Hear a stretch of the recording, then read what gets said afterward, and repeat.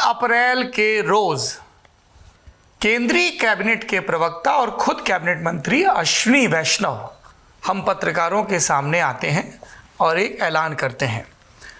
30 अप्रैल 2025 के दिन प्रधानमंत्री श्री नरेंद्र मोदी के नेतृत्व में राजनीतिक विषयों की कैबिनेट कमेटी, इसको कहा जाता है cabinet committee on political affairs, इसमें रक्षा मंत्री, गृह मंत्री, वित्त मंत्री जैसे सीनियर मंत्री तो होते ही हैं, इसके अलावा और भी जो सीनियर मिनिस्टर्स हैं जैसे सरफेस ट्रांसपोर्ट जिसको रोड ट्रांसपोर्ट मिनिस्ट्री कहते हैं, ऐसे नितिन गडकरी, कॉमर्स मिनिस्टर पीयूष गोयल, ये सब भी मौजूद थे। उनकी मौजूदगी में इस कमेटी ने यह निर्णय लिया कि जातियों की गणना को आने वाली जनगणना में शामिल किया जाए। यानी जनगणना होनी है, सेंसस होनी है, सेंसस में जो अलग अलग सवाल पूछे जाते हैं उसमें प्रत्येक नागरिक से कास्ट का सवाल भी पूछा जाए, आपकी क्या जाति उपजाति है, और वो जो ब्रॉडर कैटेगरी है जनरल, ओबीसी, एससी और एसटी, उसमें से किस में आते हैं या अल्पसंख्यक। इसके अलावा यह इस बात को दर्शाता है कि वर्तमान सरकार देश और समाज के सर्वांगीण हितों और मूल्यों के लिए प्रतिबद्ध है। जैसे कि पहले भी जब समाज के गरीब वर्गों को 10% आरक्षण का प्रावधान किया गया, तब भी समाज के किसी घटक में तनाव उत्पन्न नहीं हुआ था। उसके बाद आगे अश्विनी वैष्णव कहते हैं कि कई राज्यों ने सर्वे के माध्यम से जातियों की जनगणना की है। कुछ ने ये काम सुचारू रूप से किया, कुछ ने राजनीतिक दृष्टि से और गैर पारदर्शी ढंग से सर्वे किया। दर्शक ध्यान दें, सर्वे अलग होता है, सेंसस अलग होती है। सेंसस का अधिकार सिर्फ केंद्र सरकार को होता है, राज्य जो हैं वो जनगणना नहीं कर सकते हैं। इसके बाद प्रतिक्रियाएं आने लगी, गृह मंत्री अमित शाह की प्रतिक्रिया आई, सत्ताधारी दलों की जो गठबंधन में प्रतिक्रियाएं आई और विपक्ष की प्रतिक्रियाएं। पर सवाल पूछे गए कुछ। पहला, जब पहलगाम आतंकी हमले के बाद देश की राष्ट्रीय सुरक्षा और भारत का रिस्पांस मुद्दा नंबर 1 है, ऐसे समय में इतना बड़ा राजनीतिक फैसला क्यों लिया गया? दूसरा, भारतीय जनता पार्टी जब भी कोई ऐसा बड़ा फैसला लेती है जिसके बिना पर उनको लगता है कि वो पॉलिटिकली बहुत कैश कर सकते हैं चीज़ों को, चाहे वो महिलाओं को आगामी परसीमन के बाद विधायिकाओं में 33% आरक्षण का मुद्दा हो, या पिछले चुनाव के पहले 2019 में गरीबों को 10% आरक्षण आर्थिक आधार पर देने का मुद्दा हो, तो एक ज़मीन तैयार की जाती है, पॉलिटिकल टाइमिंग नैरेटिव जब सूट करता है तब अनाउंसमेंट किया जाता है और उसके बाद सर्वत्र इसका प्रचार प्रसार किया जाता है। लेकिन इस बार टेक्स्ट बुक की ये सारी चीज़ें मिसिंग थी। इसकी वजह क्यों है? इसके अल्पकालिक और दीर्घकालिक परिणाम क्या होंगे भाजपा की राजनीति पर और ओवरऑल देश की राजनीति पर? अगर purely political point of view से देखें, 2024 का वो साल था जब नरेंद्र मोदी तीसरा जनादेश हासिल करने में सफल तो होते हैं, लेकिन एनडीए की गणना के बाद बीजेपी अपने तय बहुमत का आंकड़ा पार नहीं कर पाती है 543 सदस्यों वाली लोकसभा में। नए सिरे से भाजपा के प्रभुत्व और उसके सामने की चुनौतियों पर बात होने लगती है। हालांकि लोगों ने ध्यान दिलाया कि किस तरह से इन चुनावों के बाद हरियाणा, महाराष्ट्र और दिल्ली जैसे राज्यों में, हरियाणा में उन्होंने अपने आप को न सिर्फ डिफेंड किया बल्कि सहयोगियों पर अपनी निर्भरता को खत्म किया, महाराष्ट्र में आशा से कहीं बड़ी जीत हासिल की और दिल्ली में अपने वनवास को खत्म किया जो पिछले 2.5 दशक से ज़्यादा से कायम था। झारखंड में उनको हार सहनी पड़ी, तो उन्होंने कहा कि बीजेपी की वापसी हो गई। इन सब के बीच दक्षिण के राज्य, खासतौर पर द्रमुक के नेतृत्व में तमिलनाडु, पिनराई विजयन के नेतृत्व में लेफ्ट फ्रंट के नेतृत्व में केरल, वहाँ से लगातार प्रतिरोध आ रहा था। इसमें कर्नाटक की और तेलंगाना की कांग्रेस सरकार को भी जोड़ लीजिए कि परसीमन के बाद संसद का आकार कैसा होगा। दक्षिण भारतीय राज्यों को अपनी जनसंख्या के स्तर पर काम करने के चलते किसी किस्म का नुकसान तो नहीं होगा। तो इस बहस को कई रोशनियों में, कई आलोकों में, कई संदर्भों में देखा जाना चाहिए।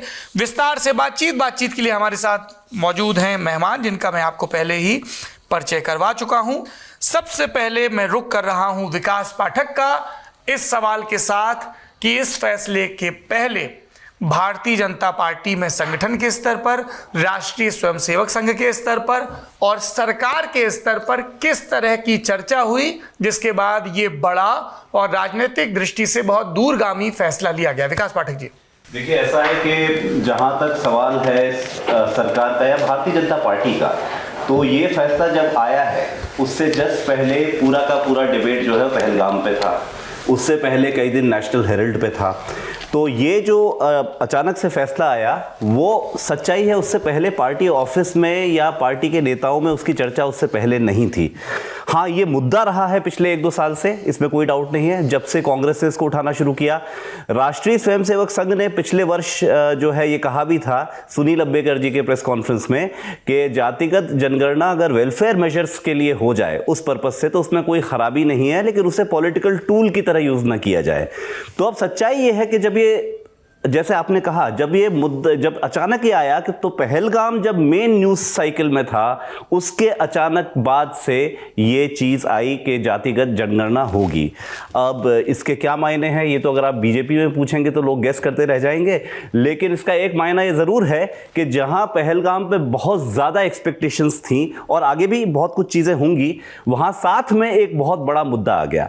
अब जैसे देखिए पहली बार नहीं हुआ है, अगर आप देखिए एक ही वर्ष था जिसको आज तक हम याद करते हैं 1991 के आसपास, जहां मंदिर भी था, मंडल भी था और आपका लिबरलाइजेशन भी था, और उस वर्ष को आज हम याद करते हैं तो तीनों के तीनों एलपीजी को हम एक साथ देखते हैं।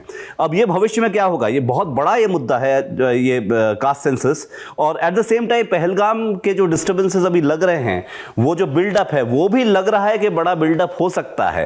तो एक चीज तो इसमें साफ जो समझ में आती है वो ये है कि सिंगल इशू जिसमें 10 on 10 या 4 on 10 या 5 on 10 या 8 on 10 का आरोप लगे, साथ में एक बैलेंसिंग इशू है और दोनों ही बड़े मुद्दे हैं। और इसमें यह है कि there are some gainers in both the issues. तो टाइमिंग इसका अचानक से आया, इसमें कोई डाउट नहीं है, विपक्ष भी कंफ्यूज हो गया। भारतीय जनता पार्टी के बाद में हमने मंत्रियों से बात की तो उन्होंने बोला कि भाई हमारा एक पॉलिटिकल डिसीजन था जो हमने उस टाइम पे लिया। अब पॉलिटिकल डिसीजन ऐसे टाइम पे आया जब न्यूज़ साइकिल में पहलगाम था, एक दिन को उसने पहलगाम को थोड़ा हटा भी दिया न्यूज़ साइकिल से। लेकिन अब दोनों मुद्दे चलेंगे और मेरे हिसाब से तो बीजेपी ने जो किया है उसमें टाइमिंग जो है वो क्रूशल है, लेकिन अदरवाइज 1.5-2 साल से कांग्रेस का जो बिल्डअप चल रहा था कि जातिगत जनगणना एक ऐसा मुद्दा जिस पर कांग्रेस जिससे आइडेंटिफाइड कभी नहीं होती थी, पहले कभी नहीं थी, साथ में ओबीसी की बात, उत्तर भारत में कांग्रेस इनके साथ आइडेंटिफाइड पहले नहीं थी। बीजेपी ने जरूर एक लेट राइज दिया था 90s से, जब एक ओबीसी लीडरशिप भी स्पॉन की बीजेपी ने। तो वो जो सिचुएशन है उसमें आप ये चीज मान के चलिए कि इस मुद्दे को थोड़ा पंक्चर करने में जो है भाजपा ने थोड़ा सा सफलता थोड़ी सी पाई है, और इसीलिए कांग्रेस का रुख है कि अब इसके बाद क्या। लेकिन बात क्या की बात बाद में आती है, पहले ये जो मुद्दा था इसको थोड़ा सा पंक्चर किया है और ऐसे टाइम पे किया है जब एक और भी क्राइसिस जो है वो हमारे सामने थी। विकास जी, ये तो प्रकट की बात हो गई कि प्रेस कॉन्फ्रेंस में सुनील अंबेकर ने क्या बोला। अंदर खाने बीजेपी के महासचिव, बीजेपी के प्रवक्ता, वर दे सरप्राइज्ड कि बिल्कुल हाँ बिल्कुल, क्योंकि इससे पहले जो चर्चा थी, जो जैसे मैंने आपको बताया पहलगाम की चर्चा थी, उससे पहले जो चर्चा थी वो नेशनल हेरल्ड की बार बार हो रही थी। लेकिन पहलगाम के बाद अचानक बिना किसी गैप के सडनली ये डिसीजन अनाउंस करेंगे अश्विनी वैष्णव, इस पे तो पूरा सरप्राइज था। लेकिन एक बार अनाउंस हुआ तो सारों ने मतलब सेम लाइन पकड़ ली कि भाई इसमें एक सामाजिक न्याय की तरफ हम एक कदम बढ़ा चुके हैं। लेकिन कोई भी चर्चा इसके बारे में पहले नहीं थी, ये टॉप लेवल से डिसीजन हुआ है और इसका टाइमिंग जो है टॉप लेवल से निर्धारित हुआ है। कास्ट सेंसस को लेकर नरेंद्र मोदी सरकार फैसला करती है। एक वीडियो मेरे ध्यान में आया, गौरव जी उसको चाहे तो पोस्ट में चला देंगे। ये मनोज झा जी हैं, राष्ट्रीय जनता दल के राज्यसभा सांसद हैं। इंदौर में एक कार्यक्रम होता है लिट चौक के नाम से, वहाँ पे उनसे पिछले साल दिसंबर में ये सवाल पूछा गया था। उन्होंने कहा देखिए हमको पता है नरेंद्र मोदी ये करेंगे, कब करेंगे, जब उनको टाइमिंग सूट करेगी तब करेंगे, और वो बात चरितार्थ हुई। कांग्रेस कह रही है कि ये हमारे प्रेशर का नतीजा है, नारे लग रहे हैं हैदराबाद में, सरकार तुम्हारी सिस्टम हमारा। इस कास्ट सेंसस को लेकर कांग्रेस के हलकों में सरप्राइज है, किस तरीके की तैयारी है, किस तरीके की अंदर खाने रिएक्शन है? जो पब्लिकली कह रहे हैं वो तो दिख रहा है। शौक तो है पार्टी में, क्योंकि उनको समझ नहीं आया कि आखिर हुआ क्या, कैसे सरकार इस पर आ गई। तो वो हम लोग से भी पता लगाने की कोशिश कर रहे थे डीब्रीफिंग की बैठकों में कि क्या लगता है आपको कि ऐसा क्यों किया गया। और दूसरी ओर कहीं ना कहीं आप देखिए कि जिस तरह से एक सबसे बड़ा मुद्दा है वो कांग्रेस से लेने की कोशिश हो रही है। तो राहुल गांधी की प्रेस कॉन्फ्रेंस हुई थी, पहले जयराम की स्लॉटेड थी, उसके बाद राहुल गांधी की जो प्रेस कॉन्फ्रेंस हुई उसमें राहुल गांधी का जो हाव भाव था, जिस तरीके से उन्होंने नरेट किया कि उन्होंने क्रेडिट टेकिंग नहीं की, एकदम क्रेडिट टेकिंग बाद के लिए छोड़ी, और उन्होंने बिल्कुल क्रिस्प बोला कि आगे क्या, आपने हेडलाइन तो दे दी है पर टाइमलाइन बताइए। तो एक तरीके से ये कांग्रेस की नई स्ट्रैटेजी है कि भीतर खाने कि हम डिमांड करें कि आखिर कब तक होगा, 50% रिजर्वेशन का क्या होगा, एजुकेशनल प्राइवेट इंस्टीट्यूट्स में आरक्षण का क्या होगा, इंस्टीट्यूशंस में। तो उन सब चीज़ों पे डाइवर्ट कर रहे हैं, पर एक एडमिशन है कि हमारा बड़ा मुद्दा चला गया, और जानने की कोशिश है कि आखिर सरकार किस तरह से इस मंडल 2 और मंडल 3 की जो भी कह लीजिए उस पॉलिटिक्स पे आ रही है। पर आप सीक्वेंस ऑफ इवेंट्स समझिए, क्रोनोलॉजी समझिए कि एक दिन सर तन से जुदा वाला जो पूरा बवंडर होता है सोशल मीडिया डिपार्टमेंट का, फटकार पड़ती है, डांट पड़ती है, उसके बाद एक मैसेज जाता है कि आज राहुल जी की खूब तारीफ करनी है, खूब तारीफ करनी है, उनको सोशल मीडिया पे छा जाए राहुल गांधी, और कोई ट्वीट करता है कि सरकार तुम्हारी सिस्टम हमारा। तो एक तरीके से ये आपस में ही एक दूसरे की सर फुटअव्वल में कांग्रेस पार्टी लगी है और अपनी राजनीति चमकाने में लगी है। उसमें इंसिडेंटली राहुल गांधी की कभी तारीफ हो जाती है, कभी राहुल गांधी किनारे हो जाते हैं, तो इस तरह का पूरा कभी पोस्टर वॉर और कभी बयानबाजी चलती रहती है। सौरभ। राहुल श्रीवास्तव जी, आप 3.5 दशक से राजनीति को देख रहे हैं बतौर reporter. How should we read this move of Narendra Modi government? Interesting चीज ये है कि बीजेपी के लिए life has come a full circle. Last time when Mandal was implemented, BJP was one of the सबसे स्ट्रॉन्ग वॉइसेस अगेंस्ट रिजर्वेशन, क्योंकि BJP का एक कोर वोट बेस जो उस समय था वो प्रिडोमिनेंटली अपर कास्ट था, अर्बन वोटर था, जो सरकारी नौकरियां अप्लाई करता है। मैं आपको बाद में बताऊंगा डेटा पे, लेकिन अप्लाई नौकरी में करने वाला अर्बन आदमी था। गांव वाला उस टाइम पे नहीं सोचता था कि गरीब गुरबा की मेरे को सरकारी नौकरी में मिल जाएगी, यानी उतने एस्पिरेशन नहीं थे। तो उस समय पे जब मंडल आया था तो मंदिर से काउंटर किया था, मंदिर मूवमेंट से काउंटर किया था बीजेपी ने, क्योंकि उसको लगता था कि जो उसका हिंदू मोनोलिथ है उसका डिसइंटीग्रेशन होगा मंडल के कारण। तो उस डिसइंटीग्रेशन को रोकने के लिए जिस चीज का इस्तेमाल बीजेपी ने 1990 में किया था, वही बीजेपी आज उसी मूव को, वैसे ही सिमिलर मूव को एक यूनिफायर की तरह से यूज कर रही है।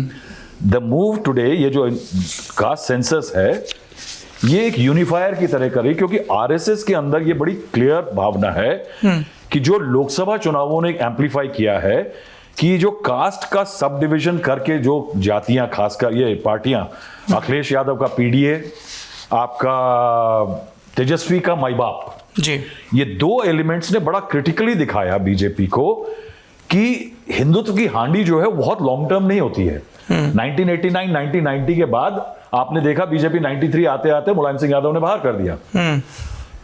हिंदुत्व की हांडी उस टाइम पे भी नहीं चली थी, हालांकि बीजेपी ने एक ब्लेंडिंग ट्राई की थी हिंदुत्व और मंडल की, बैकवर्ड और हिंदुत्व की, कल्याण सिंह और उमा भारती जैसे नेताओं के रूप में एक कोशिश की थी, लेकिन वो चली नहीं। क्यों?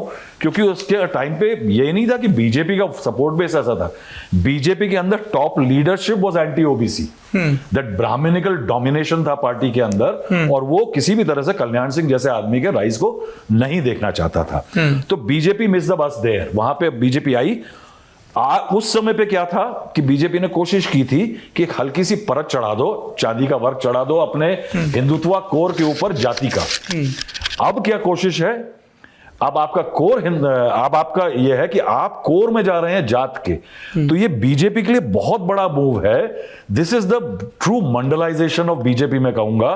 तो ये जो कास्ट सेंसस होने जा रहा है 1931 के बाद, BJP is moving towards its core. जो डेमोग्राफी शिफ्ट की थी बीजेपी ने 2014, 17, 22 तमाम इलेक्शंस में, from being an upper caste party to a OBC backed, EBC backed party, वो बीजेपी अपनी कोर में ला रही है अब। उसमें हिंदुत्व रहेगा। आप देखिए महाराष्ट्र और हरियाणा में आप जीत की बात कर रहे हैं, 3 इलेक्शन अगर हम मोटे मोटे ले लें, लोकसभा में नुकसान हुआ क्योंकि हिंदुत्व ठंडा पड़ गया और जाति वीक हो गई आपकी।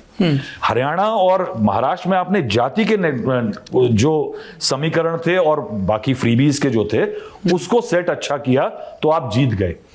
तो क्या है कि बीजेपी ने रियलाइज कर लिया है कि Hindutva is not working as much as, so it has to go to a core change as far as its political strategy is concerned.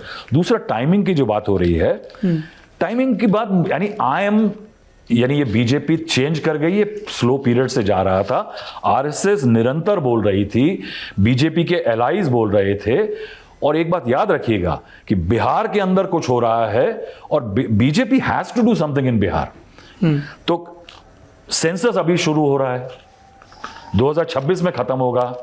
जिस टाइम पे बिहार में इलेक्शन हो रहा होगा तो आप भले ही कहें कि मैंने कहा था, मैंने दबाव डाला, सरकार ने मेरे कहने पे कर दिया। साहब ऐसा है कि 2-3 कहावतें हैं गाँवों में। एक तो गाना है अमिताभ बच्चन जी का कि सोने के थाली में जो ना परोसा चबे गोरी का यार। दूसरा जो ये है कि पंडित बेशक रिश्ता ले आए, मौसी बीच बजाओ मांडवाली करवा दे, मगर दूल्हा ही सेहरा घोड़े पे चढ़ता है। बाद में कोई नहीं देखता शादी के दिन कि साहब कौन रिश्ता लाया था, किस पंडित ने पंचांग मिलाए थे या सारी वो मिलाई थी उनकी। तो क्या है कि वहां ये एक बेनिफिट है।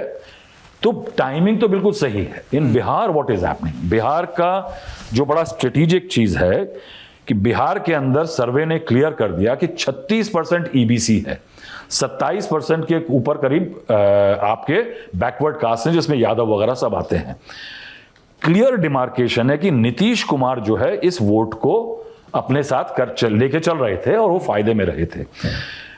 उसके अलावा ये भी पॉइंट है कि Nitish Kumar is on the decline. Last Vidhan Sabha election ने साफ कर दिया कि Nitish Kumar is a face, वो प्लस हैं, यानी कोक प्लस है जो शाम को लोग लगाते हैं। तो क्या है कि वो मजे के लिए नीतीश कुमार जो है वो हैं, लेकिन नीतीश कुमार इज ऑन उस ईबीसी वोट को डिक्लाइन जो हो रहा है नीतीश का, उसको किसी को घेरना है। Tejashwi Yadav is going very strategically with the MY बाप फॉर्मूला। माई बाप में मुस्लिम, यादव, आपका बहुजन, आदिवासी और आधी आबादी, विमेन और पिछड़े।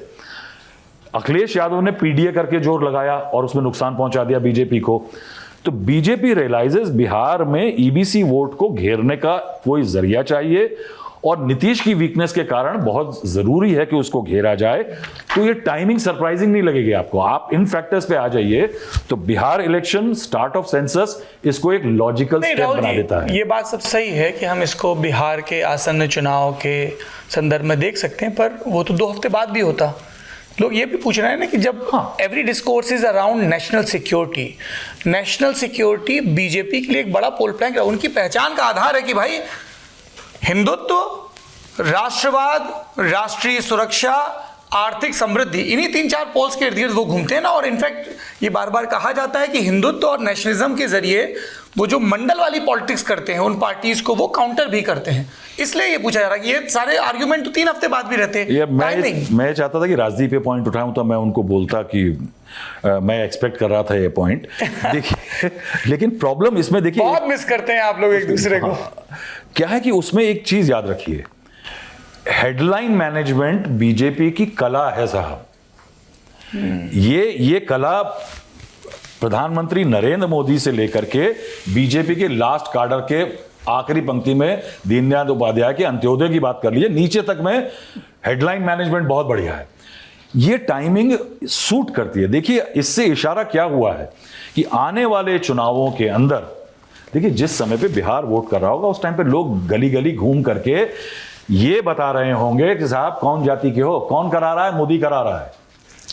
वो टाइमिंग का फैक्टर जो है, अब उन्होंने क्या किया है, उन्होंने अब मान लीजिए आप कह रहे हैं कि इस समय पे जब नेशनलिस्टिक फर्वर बहुत ज्यादा था, आपने ये लॉन्च कर दिया। लॉन्च करने के कुछ दिनों बाद अगर मान लीजिए कोई रिटेलिएटरी हमला होता है, अमित शाह ने कल क्या बोला है, चुन चुन के मारेंगे। तो मान लीजिए 4 हमले, 3 हमले, टेरर स्ट्राइक्स, ये सब कुछ कर देते हैं, जैश के ठिकाने पे, बाहुल में, कहीं पे भी कर देते हैं। These two will get coupled. आप जिस लेवल पे जा रहे हैं तो बीजेपी का एजेंडे का जो कंप्लीट कोर देखते हैं आप, क्या है उसके अंदर? नेशनलिज्म, हिंदुत्व और जाति, तीनों। सोशल जस्टिस भी हो गया, सोशल जस्टिस भी आ जाएगा, तीनों को ब्लेंड कर देंगे। सोशल जस्टिस भी उनका कमजोर पड़ गया था लास्ट टाइम। विकास पाठक, आपको ऐसा लगता है एक जो टीवी की डिबेट्स जिनको रात दिन जनता देख रही है और उसके जरिए जो सरकार पे प्रेशर बिल्ड हो रहा है, कब जवाब कब जवाब कब जवाब, जबकि सब ये कहते हैं कि इस तरह के काउंटर इंसर्जेंसी, इस तरह के काउंटर हमलों के लिए सरकार को तैयारी चाहिए। हम 71 की जंग जीते क्योंकि जब प्रधानमंत्री इंदिरा गांधी चाहती थी तब भारतीय फौज ने नहीं कहा, उन्होंने कहा we need time to prepare. General Sundarji के समय ऑपरेशन ब्रास्टेक के समय भी यही हुआ, you need time to prepare for any such thing. वो भी एक वजह हो सकती है क्या इस टाइमिंग की? क्योंकि आप देखिए ना, यही डिबेट है, अगर कास्ट सेंसस का फैसला नहीं आया होता तो हम इस पूरे नेता नगरी में सिर्फ और सिर्फ राष्ट्रीय सुरक्षा पर बात कर रहे होते, लेकिन अब हमारी बातचीत बदल गई ना, सब जगह डिस्कोर्स के लेवल पे। वो बात आपकी बिल्कुल सही है, टाइमिंग हमेशा प्रिपरेशन में टाइम लगता है। अगर आपको ध्यान हो, जॉर्ज डब्ल्यू बुश के टाइम पे भी 1 महीना लगा था हमला होने में। जनरल मानेकशॉ ने तो बाकायदा बताया था कि इस टाइम करना चाहिए, इस टाइम नहीं करना चाहिए। तो न्यूज़ साइकिल तो देखिए ऐसी है, इंफॉर्मेशन एंड ब्रॉडकास्टिंग मिनिस्ट्री से तमाम चीज़ें आती जाती हैं, ये मत कीजिए वो मत कीजिए, लेकिन आप देखिए टीवी खोल के तो वही चीज़ चल रही है। तो एक बड़ा मुद्दा एक कंटेनमेंट का भी चाहिए था, जिससे कि पूरा ऐसा ना हो कि नैरेटिव एक तरफ निकले और हर रोज ये सवाल पूछा जाए कि आज क्यों नहीं, कल क्यों नहीं। तो वैसे में एक ऐसा मुद्दा जिसमें आप एक बहुत बड़े तबके को, आबादी के एक और मुद्दा दे रहे हैं कि भाई इसमें रुको, लेकिन हम जातिगत जनगणना आपके लिए लेके आ रहे हैं, तो वो बैलेंसिंग टाइम तो उसमें कोई डाउट नहीं है कि है। और सोशल जस्टिस जो बीजेपी का, आप ध्यान रखिए, पहलगाम पे भी जो एक छत्तीसगढ़ बीजेपी ने एक वो लगाया, ट्वीट लगाया, जो था कि धर्म पूछा जाति नहीं, तो ये भी उसमें एक अंडर करंट है। क्योंकि पहलगाम जो है, Pahalgam is about the danger of Islamist terrorism from Pakistan, and social justice is about the security of all the others taken together, जो कि आप एक बड़ा हिंदुत्व का एक बनाते हैं कि सबको प्रोटेक्ट करना है। किस चीज से प्रोटेक्ट करना है? Pakistan sponsored Islamist militancy. तो इट ऑल एड्स अप। लेकिन हाँ, मतलब जितनी सर की गेस बढ़िया है उतनी मेरी इसमें बढ़िया है, लेकिन हाँ ये ज़रूर है कि न्यूज़ साइकिल को थोड़ा सा पीछे, थोड़ा कंटेन किया इस चीज़ को करते हुए बीजेपी ने। बालाकोट के बाद, उरी के बाद जो सरप्राइज फैक्टर था हिंदुस्तान का, वो खत्म हो चुका है। पाकिस्तान की सेंस ऑफ 10 दिन के अंदर, 15 दिन के अंदर ही कोई काउंट कर देंगे। तो आप क्या है कि लोग बेशक बल्लम भाला लेकर के चाह रहे हैं कि चले जाएं, but India as a larger economy को ये सोचना होगा कि भाले बल्लम के कॉन्सिक्वेंसेस हो सकते हैं, और वो कॉन्सिक्वेंसेस इस पॉलिटिकल पार्टी को जो सत्ता में उसको देखने पड़ेंगे।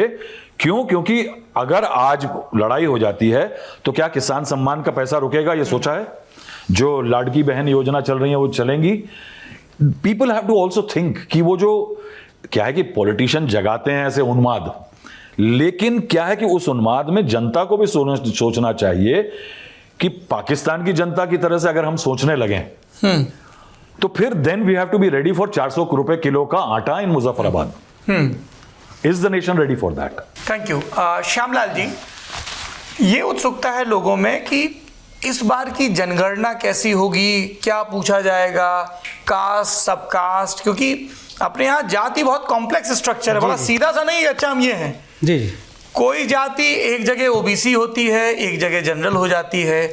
कई ओबीसी जातियों की मांग है कि हमें एससी में शामिल किया जाए, तो बहुत सारे इफ्स एंड बट्स हैं। मैं आपको बता रहा हूँ, जो बयान अश्विनी वैष्णव जी ने दिया और जो अभी आपने पढ़ के सुनाया, उसमें बहुत क्लियर लिखा हुआ है कि कोई ओबीसी की गणना नहीं होने जा रही, जाति जनगणना होने जा रही है।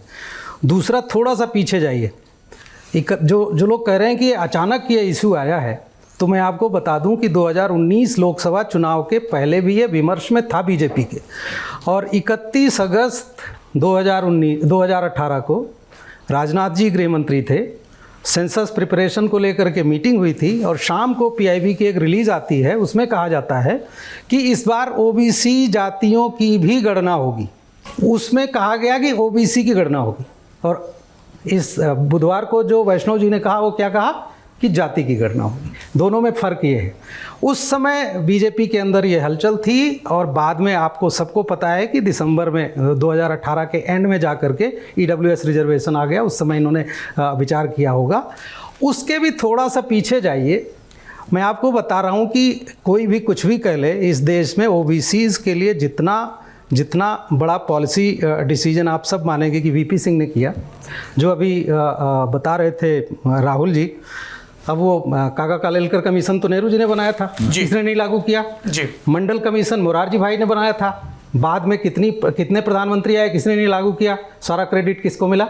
वीपी सिंह को। 13 years। 13 ईयर्स। उसके बाद कांग्रेस का तो मुझे ध्यान है श्यामलाल जी, उन दिनों एक नारा हुआ करता था कि जात पर ना पात पर मोहर लगेगी हाथ पर। हाँ, तो उसके बाद अब देखिए मंडल का सेकंड पार्ट किसने लागू किया? एजुकेशन वाला अर्जुन सिंह ने लागू किया। मोदी जी का आपको मैं बताऊं, आप लोग कह रहे हैं, मतलब लोगों को लगता है पहले हुआ है, आप निकलवा लीजिएगा क्लिपिंग, शायद कहीं मिल जाएगी। 9 या 10 फरवरी 2014 कोचीन में उनकी सभा थी। वहाँ उन्होंने बोला है, मैं शायद एक आध शब्द इधर उधर हो जाए, लेकिन मुझे याद है कि भाइयों बहनों, SC ST OBC पिछड़ों अति पिछड़ों सब लोग नोट कर लीजिए कि अभी तक 70 साल में कुछ भी हुआ हो, लेकिन आने वाले वर्षों में आप लोगों की ही चलने वाली। तो मोदी जी भी अपने आप से शायद पूछते होंगे कि पिछले 10 से ज़्यादा हो गए, अब तो 2 टर्म पूरा हो गया। कोई देखिए वो सब लोग बोलेंगे बीजेपी वाले कि आप तो जनधन में हम SC ST को भी फायदा मिल रहा है, OBC को भी मिल रहा है, सारी रूरल हाउसिंग में मिल रहा है, लेकिन पॉलिसी लेवल का इतना बड़ा रिफॉर्म मैं मानता हूँ मंडल 2 के, मतलब मंडल के दोनों जो फैसले हुए उसके बाद ये तीसरा सबसे बड़ा ये है। तो बीजेपी के अंदर ये चर्चा पहले से थी, और 2024 के लोकसभा चुनाव के पहले मैं आपको बता रहा हूँ, एक प्रमुख नेता को मैं मिला था, बता रहे थे कि ऐसा कुछ लगता है करना पड़ेगा। तो मैंने कहा कि क्या ये लगता है आपको कि चुनाव के पहले घोषित कर देंगे? बोले यार हमारी पार्टी की पूरी जो साइकी है वो असल में इसके खिलाफ है, जो अभी राहुल जी कह रहे थे, जो धीरे धीरे चेंज हुआ है बीजेपी का। तो इस सब प्रक्रिया से आया है। लेकिन जो आप जिन इश्यूज़ की तरफ पॉलिटिकल चीज़ें बहुत इन हमारे साथियों ने बताई, मैं आपको बता रहा हूँ, ओबीसी की गणना में एक मुश्किल क्या आने वाली है, जो आपने इंडिकेट किया। पूरे देश में जो सेंट्रल लिस्ट है ओबीसी से दो लिस्ट मेंटेन होती है, एक सेंटर वाली और एक स्टेट्स वाली। जी। सेंटर की जो टोटल लिस्ट है वो 2513 की है, सारे स्टेट्स की मिला करके। उनकी सब कास्ट्स मिला दें आप तो वो बहुत ज़्यादा होगी, 4000 के आसपास होगी, लेकिन 2513 लिस्ट है सेंटर की। स्टेट्स की अलग अलग जो लिस्ट को आप कंपाइल कर रहे हैं, मैं रात में इस पर थोड़ा काम कर रहा, तो 3651 बनती है, 3651। तो ये जो जातियां हैं, जब एनुमरेटर जाएगा किसी से सवाल पूछने के लिए, तो जाति तो उसकी वो लिख सकता है, लेकिन ओबीसी वो कौन सी वाली लिखेगा? उत्तर प्रदेश की, मैं एग्जाम्पल के तौर पे बता रहा हूँ, उत्तर प्रदेश में 76 जातियां हैं जो सेंट्रल लिस्ट में जी, और 79 है जो स्टेट लिस्ट में। लेकिन फर्क ये सिर्फ 3 का नहीं है, फर्क यह है कि उत्तर प्रदेश की लिस्ट की 14 जातियां हैं जो सेंटर वाली लिस्ट में नहीं है। और अब वो नाम ठीक नहीं रहेगा बताना। और सेंटर वाली लिस्ट की 10 जातियां हैं जो स्टेट की लिस्ट में नहीं है। अब महाराष्ट्र का एग्जांपल लीजिए, महाराष्ट्र में 351 जातियां हैं जो स्टेट लिस्ट में, लेकिन सेंट्रल लिस्ट में 261 है।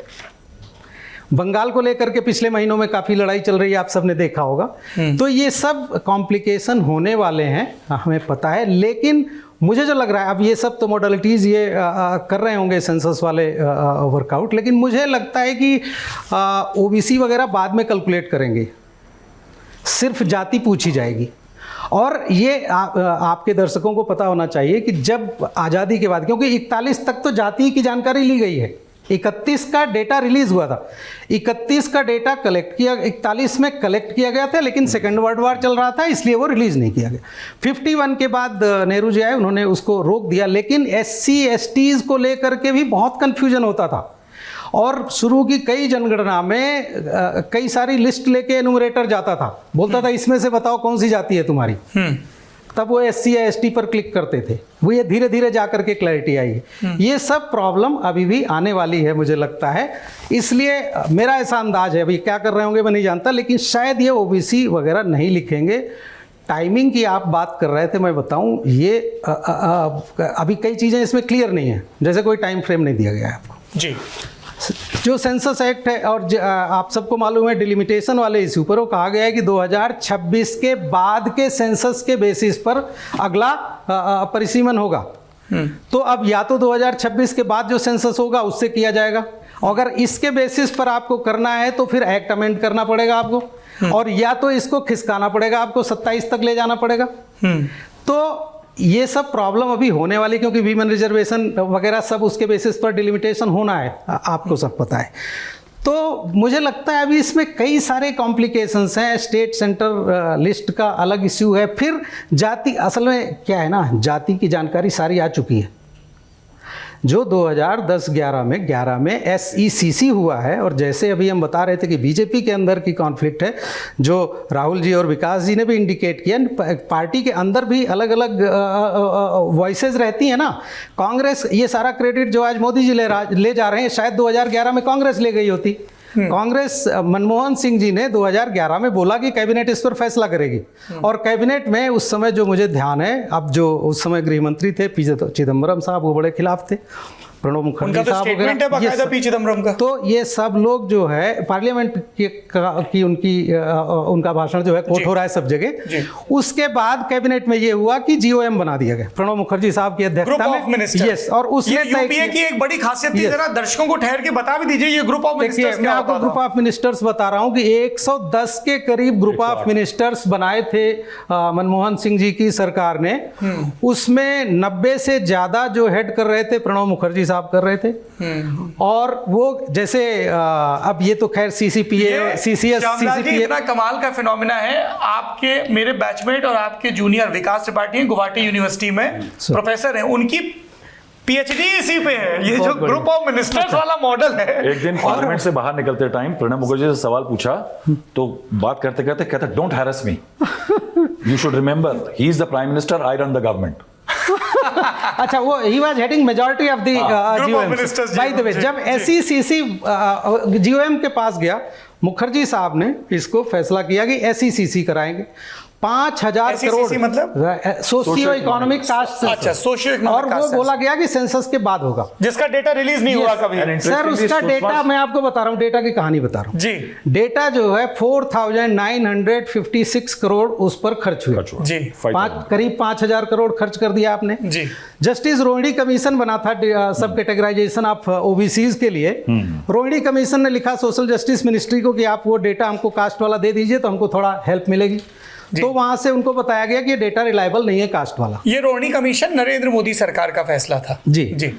तो उनको कहा गया कि ये रिलायबल नहीं है कास्ट का डेटा। लेकिन मैं आपको बता दूं, हम सब के सोर्सेज हैं, आप सब भी पूछिएगा कि वो डेटा ऑफ कोर्स स्टेट के जरिए ही आया है, तो स्टेट गवर्नमेंट्स के पास भी अवेलेबल है, जिन्होंने भेजा है सबको भेजा गया, सभी पार्टियों के पास अवेलेबल है। उसके बेसिस पर ये लोग लोकसभा और विधानसभा के टिकट तो डिसाइड कर रहे हैं, लेकिन उसको रिलीज नहीं किया आज तक। अच्छा, ये इस्तेमाल कर रहे हैं डेटा, कास्ट का डेटा सबके पास अवेलेबल है। और मोदी जी ने 2015 में बना दी थी अरविंद पनगड़िया जी की अध्यक्षता में कमेटी जी to analyze that data.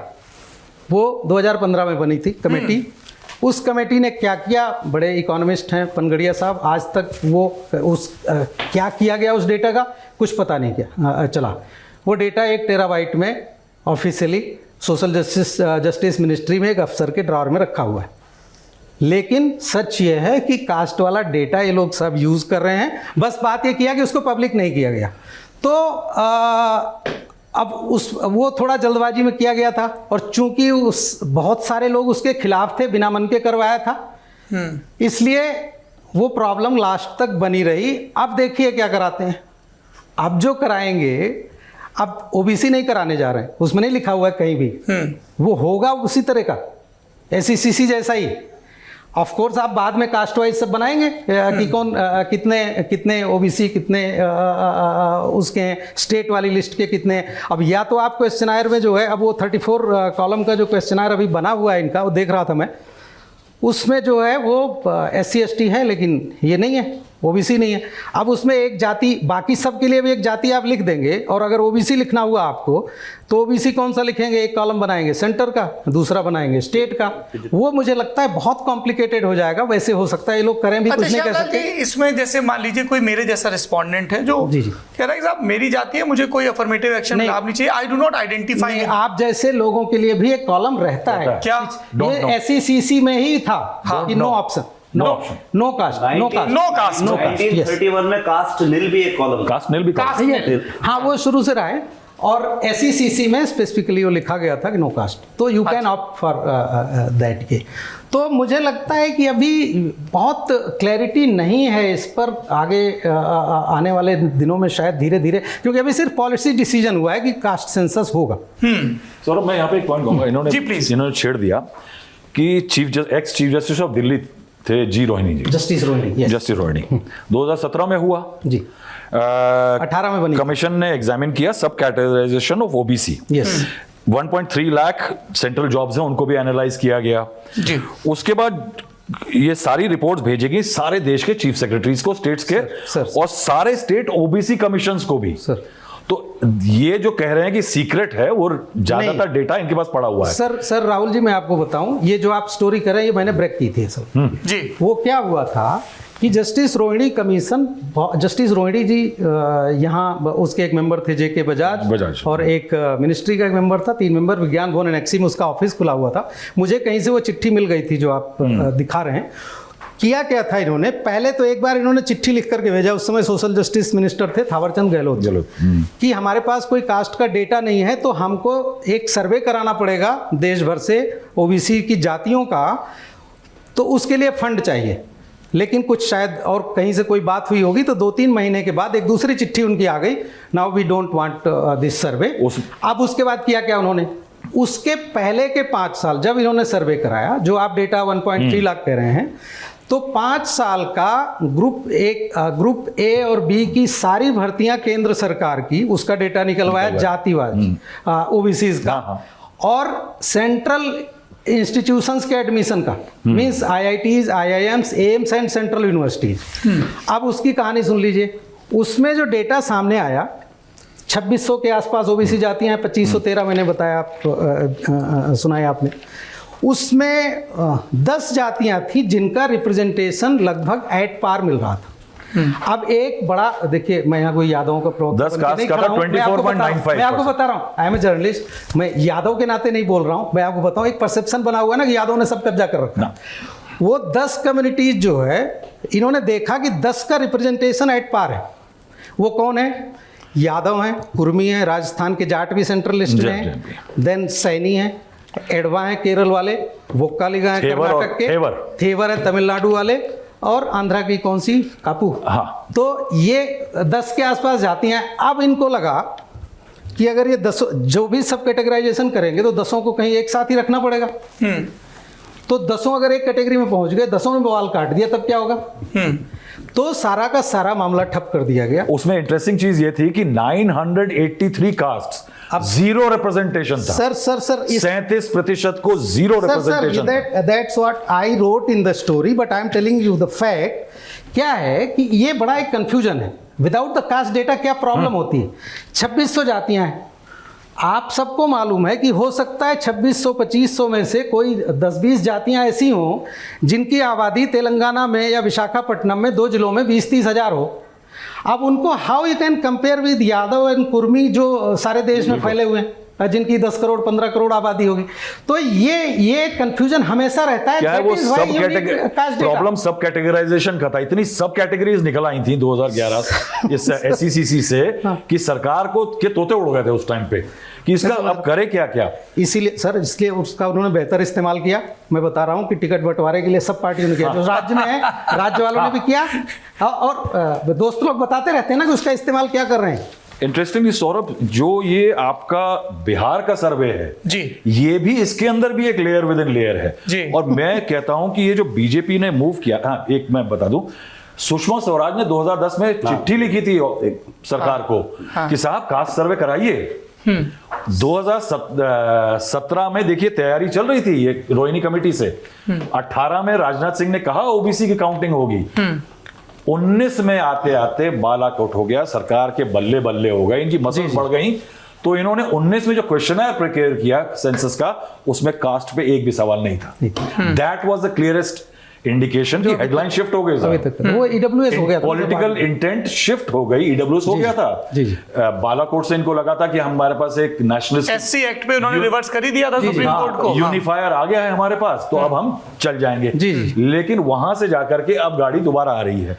Interesting, Bihar में जो है डेटा बिहार का डेटा जो कह रहा है कि हम जाति की बात करते हैं, मगर बिहार का डेटा ये बता रहा है कि वहां पे भी कुछ डोमिनेंट कास्ट हैं और कुछ कास्ट ऐसी हैं जिनका इनइक्वलिटी लेवल जो है बहुत ही प्रोफाउंड है।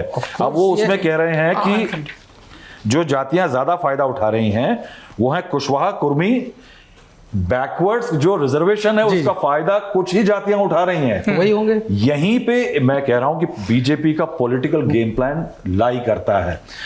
2014, 17, 22, 19, 24 में बीजेपी ने देख लिया, जो कि 19 में 24 में आके कम हो गया जी।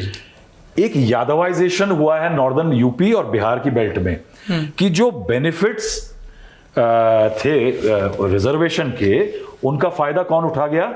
जो अगड़े हैं विद इन द पिछड़े। इसमें राहुल जी एक बात और मुझे एक बीजेपी के नेता ने कही, उन्होंने कहा देखिए परसेप्शन ऐसा बना दिया गया है कि ओबीसी रिजर्वेशन का सबसे ज्यादा फायदा यादवों को मिला है। आप आंकड़े उठा के परसेप्शन वही बात कही कि परसेप्शन बना दिया गया कि यादवों को फायदा मिला। आप आंकड़े उठा के देखिए यूपी बिहार में कुर्मियों को ज्यादा फायदा मिला है। बोले हम तो चाहते हैं डेटा सामने आए। सर मैं कुछ ऐड करना चाहूंगा। जैसे आपने ये असल में नॉर्थ इंडिया में क्या एक परसेप्शन बन गया, पॉलिटिकल एम्पावरमेंट की वजह से यादव पकड़े जाते हैं। तो क्या है, जब राहुल गांधी जी 2 साल पहले बोलना चालू किए कि देखिए 93 सेक्रेटरीज में एक भी ओबीसी नहीं है, तो मैं पर्सनली जानता था कि कम से कम 3 ओबीसी सेक्रेटरी थे उस समय, लेकिन उनके सरनेम से आप उनको नहीं पकड़ सकते कि वो ओबीसी हैं।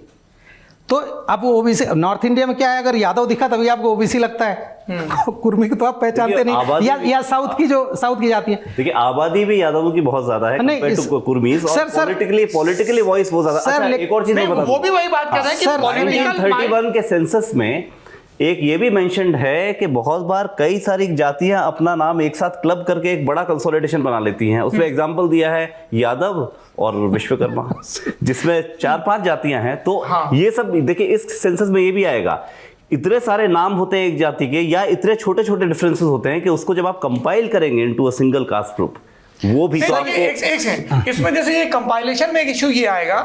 मैं 2 उदाहरण दे रहा हूं आपको, चौधरी और गौतम। यस, उत्तर प्रदेश में ब्राह्मण चौधरी लिखते हैं, जाट चौधरी लिखते हैं, गुजर चौधरी लिखते हैं, दलित समाज में चौधरी लिखते हैं, मुस्लिम चौधरी लिखते हैं। ये 5 तो मैं जानता हूं। कुर्मी भी लिखते हैं, कुर्मी भी लिखते हैं, यादव भी कहीं लिखते हैं, बहराइच की तरफ कुर्मी भी चौधरी लिखते हैं। बनारस में चले जाएं तो बंगाली तमाम एकदम बंगाली। तो आप सर, लेकिन वो रेस्पोंडेंट हैं तो उनको पता है अपनी जाति की मैं क्या हूँ, वो ब्राह्मण हूँ या कुर्मी, ये बताएंगे। और सौरभ के इलाके में राजपूत का मतलब सर दूसरा नहीं होता, लोध है। सर परसेप्शन कैसे काम करता है, एक चीज मैं और आपको यहाँ बता दूं। डीओपीटी की हर साल एनुअल रिपोर्ट आती है, वो निकाल करके देख लीजिएगा। उसमें केंद्र सरकार में SC ST OBC जनरल सबका रिप्रेजेंटेशन ग्रुप वाइज दिया रहता है, ABCD E means sweeper and सफाई कर्मचारी। अब D को जो है वो C में मर्ज कर दिया गया है लेटेस्ट पे कमीशन के हिसाब से, तो ABC का आपको मिलेगा। OBC का रिजर्वेशन कितना है सेंटर में? 27%, लेकिन अभी भी ओवरऑल जो रिप्रेजेंटेशन है वो 20% के आसपास है, और जो ग्रुप A में है वो अभी 11% के आसपास है। तो आप कहाँ से लड़ रहे हैं कि वो 11% में किसने कब्जा कर रखा है? कितनी सारी पोस्ट सभी नॉन फाउंड सुइटेबल कह करके रिजेक्ट कर दिए जाते हैं सारे ओबीसी।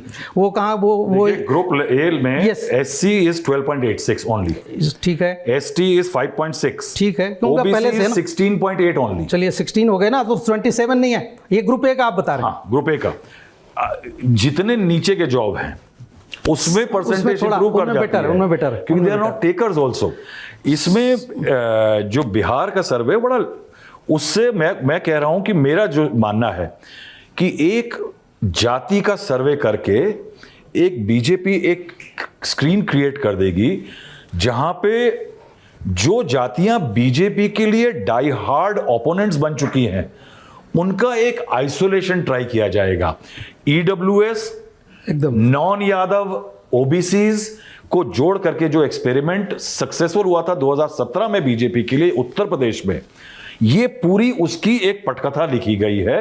क्योंकि देखिए मैं यानी थोड़ा हिस्ट्री में चला जाऊं, क्योंकि राजदीप पिछली बार कह रहे थे कि आप बहुत पीछे चले गए थे। नहीं, राजदीप है भी, राजदीप नहीं, वो राजदीप जी जो हैं वो अरे राजदीप जी, आप तक मेरी आवाज पहुंच रही है जी? राहुल श्रीवास्तव जी कह रहे हैं कि आप यंग भी हो और इम्पेशेंट भी हो।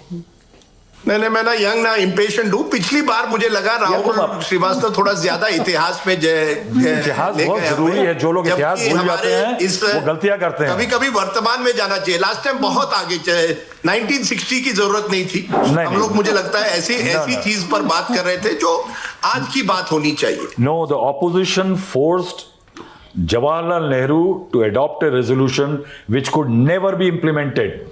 That's what I was trying to take you to. Anyway, तो मैं इतिहास में जाना चाहूँगा कि 1931 में जब कास्ट की बात हुई तो 4147 जातियां आई सामने। 4147 उसी के बेसिस पे 52% वो जो ओबीसी वाला जो हिसाब मंडल कमीशन में आया था। 27 करोड़ की देश की आबादी थी उस समय पे। तो आज की तारीख में बड़ा सारा ऑपोजिशन हो रहा है ना कि क्यों करा रहे हैं, ये जातियों को धकेल देगा। तो JH हटन जो थे उस टाइम पे सेंसस कमीशन, उन्होंने बहुत सुंदर बात कही थी। उन्होंने मेरे ख्याल से हिंदुस्तानियों को आईना दिखाया था। उन्होंने कहा it is impossible to get rid of any institution by ignoring its existence like an ostrich. जो चीज आप रोज अपनी दिनचर्या में करते हो और आप कहते हो कि वो एग्जिस्ट नहीं करती है, ये स्टुपिडिटी है। उसके बाद उन्होंने कहा why will recording of a fact that actually exists should tend to stabilize that existence। यानी आप कह रहे हैं कि सेंसस से जातिवाद बढ़ेगा, जो चीज आज ऑलरेडी एग्जिस्टिंग है वो कैसे बढ़ सकती है। अब उन्होंने ये कहा कि उस समय पे जब सर्वे हुआ तो उन्होंने कहा caste is not just a religion और not like religion, it is also a question of economics. यानी बहुत उसके अंदर एक इंटरेस्टिंग चीज हुई थी कि गांधी जी का उस समय असहयोग आंदोलन चल रहा था तो काफी परेशानियां हुई। कांग्रेस ने सेंसस बॉयकॉट किया उस टाइम पे, it was a census boycott. तो 1931 में जब पिछोड़ा ने अपना सामाजिक स्तर उठाने के लिए जब सर्वे ये हो रहा था तो बड़ी इंटरेस्टिंग चीज हुई सौरभ जी। आज का समय अलग है जब लोग अपना पिछड़ापन प्रूव करना चाहते हैं। 1931 में हिंदुस्तान के इतिहास में लोगों ने अपना फॉरवर्डनेस प्रूव करने के लिए यूज किया सेंसस को। कई जगहों पे जहां क्षत्रिय थे उन्होंने अपने आप को ब्राह्मण लिखवाया। This is a noted fact कि अपनी जाति को ऊंचा दिखाने का it was that aspirational India, जो एस्पिरेशन जाग रहे थे तो लोगों को लगा कि ये मौका है कि हम बहुत पिछड़े हैं सालों से, और बेनिफिट भी नहीं था कुछ बताने का कि हम पिछड़े हैं, बस एक सोशल अपलिफ्टमेंट उनको अपने नजरिए से दिखता था।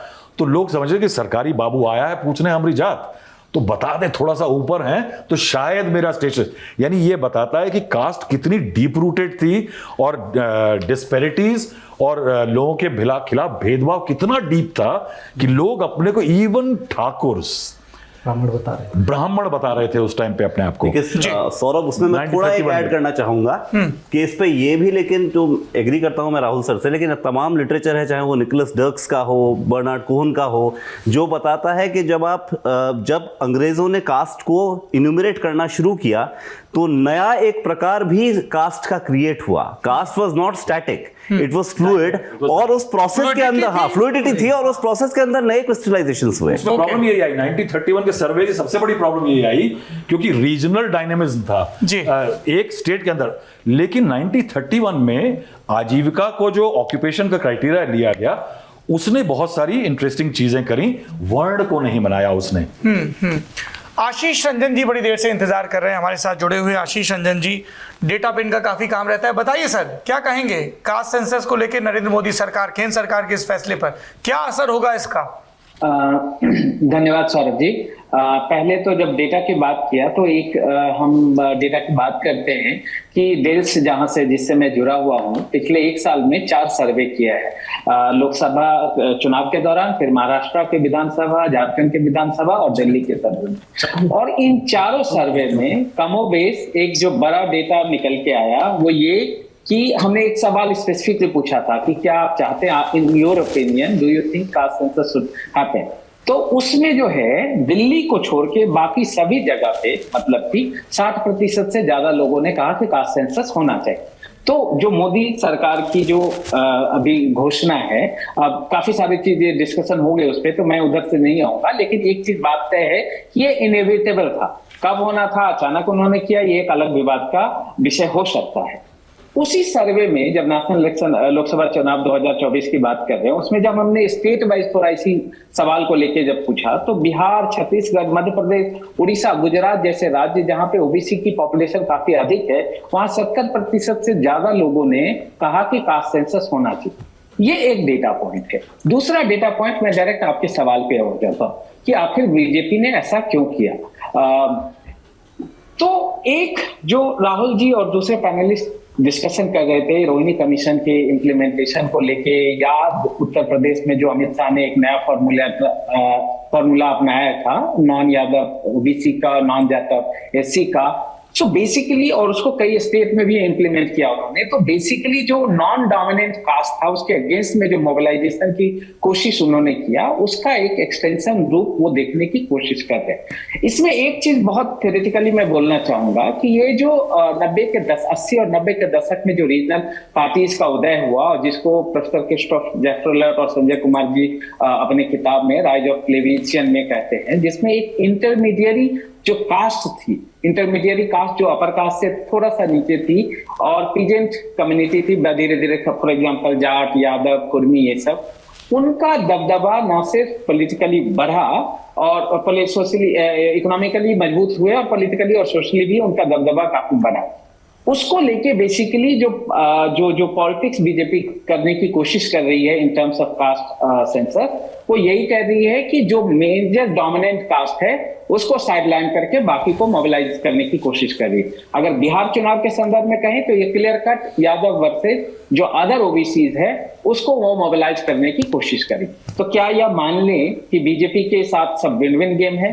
मुझे ऐसा लगता है कि ये जो कास्ट सेंसस है वो सिर्फ एक पार्टी की जीत नहीं है एक तरीके से, या एक जो नेता की जीत नहीं है, कि रीजनल पार्टीज के लिए भी एक नई जो कहते हैं नई सांस या नई हवा, ताजगी मिली है। और वो क्या, क्योंकि रीजनल पार्टीज का कमोबेश ज्यादातर जो वजूद रहा है, जो बेस है उनका रीजनलिज्म, खासकर कास्ट आइडेंटिटी को लेके या लिंग्विस्टिक पॉलिटिक्स को लेके रहा है, और खासकर नॉर्थ इंडिया में कास्ट पॉलिटिक्स को लेके कमोबेश उनका डिपेंडेंसी उस पर रहा है। लेकिन उसमें दो चीजें हैं। अब कास्ट सेंसस होना सिर्फ गणना करने भर से काम नहीं चलने वाला है, या मुझे लगता है कि उसके बाद की जो रणनीति है वो सोशल जस्टिस का हिस्सा होगा। काउंट करना सोशल जस्टिस का एक छोटा हिस्सा है। उसके बाद की जो पॉलिटिक्स है, तो मेरा अपना जो मानना है कि कास्ट सेंसस वो जिन का जो बोतल कहते हैं वो उस टाइप का है। अभी इसमें कई सारी चीजें निकलेंगी जिसको कंट्रोल करना और वो किस दिशा में आएगा वो अनुमान लगाना थोड़ा मुश्किल है।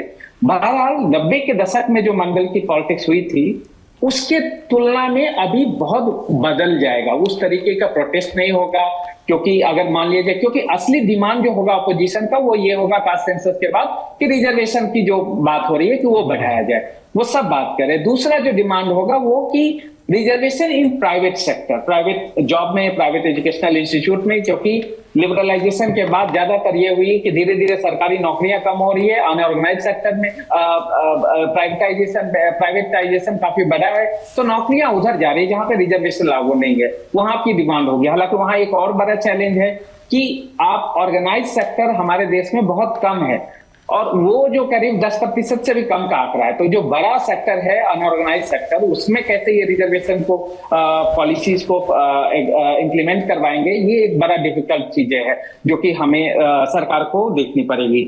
तीसरी चीजें जो मुझे जो लगता है डेटा के संदर्भ में बहुत ही इंपॉर्टेंट है वो ये कि कई बात हो सकती है कि सो बेसिकली कास्ट सेंसस या कास्ट पॉलिटिक्स जो है वो मोबिलाइजेशन का खेल है। मोबिलाइजेशन के इलेक्टोरली आप मोबिलाइज करते हैं लोगों को वोट अपने लिए करने के लिए, और आप ताकतवर वोट बेस के साथ ताकतवर पार्टी बनते हैं। लेकिन जो 80 और 90 के दशक में जो रीजनल पार्टीज का या जो कास्ट बेस्ड पार्टी का जो डोमिनेंस था, और आज के डेट में वो चीज है वो उसमें काफी इक्वेशन बदल गया। पहले क्या था, आप एक मेजर डोमिनेंट कास्ट के साथ कुछ और कास्ट को मोबिलाइज करते हैं तो 27-28%, 29% के वोट पे आपका ओवरऑल सरकार बन जाता था स्टेट में। फॉर एग्जांपल आप बिहार में देख लीजिए या उत्तर प्रदेश में 29% के साथ समाजवादी पार्टी की फुल मेजोरिटी की सरकार बन गई थी 2012 में। लेकिन आज के हालात में वो चीजें संभव नहीं है, और वो इसलिए संभव नहीं है कि 2014 के बाद बीजेपी के डोमिनेंस ने इस तरीके का इलेक्टोरल कंपटीशन जो है वो बढ़ा दिया है कि आजकल जो विनिंग थ्रेशोल्ड है वो 40% चला गया है। यानी कि आजकल कोई भी पार्टी या अलायंस बिना 40% वोट हासिल किए हुए अपनी सरकार बनाने की नहीं सोच सकते उस स्टेट में। तो यानी 40% का आंकड़ा पार करना ही पड़ेगा। अब वो कैसे पार करेंगे? तो अब जो एक दौर था 90 के दशक में कि एक बड़ी कम्युनिटी का लीडर होने के साथ आप मोबिलाइज कर लेते थे और आप एक डोमिनेंट फोर्स हो जाते थे, मुझे लगता है कि यहाँ पे एक थोड़ा पॉजिटिव सेंस निकल के आ सकती है, क्योंकि अब उन कास्ट बेस्ड पार्टियों के लिए भी एक जरूरत पड़ जाएगी कि वो जो छोटी छोटे कम्युनिटी है उनको आपस में आपको मोबिलाइज करना पड़ेगा, उनको एसिमिलेट करना पड़ेगा।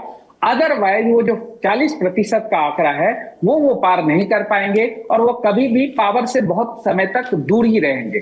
तो ये जो खेल है एक तरीके से बीजेपी का जो सब कैटेगराइजेशन वाला अगर बात हो सकती है, क्योंकि वो चीजें उनको डोमिनेंट वर्सेस नॉन डोमिनेंट की लड़ाई में ले जाएगी। और दूसरा अपोजिशन के लिए वो एक होगा कि आप जो डोमिनेंट कास्ट है जिसको आप लीड करते हैं उसकी रिस्पॉन्सिबिलिटीज बढ़ जाएगी कि जो नॉन डोमिनेंट कास्ट है, छोटे छोटे कास्ट कैटेगरीज हैं, उनको एकोमोडेट किया जाए। यहाँ एक और बड़ी चैलेंज ये है कि सबको आप टिकट देके खुश नहीं कर सकते, क्योंकि टिकट का संख्या लिमिटेड है।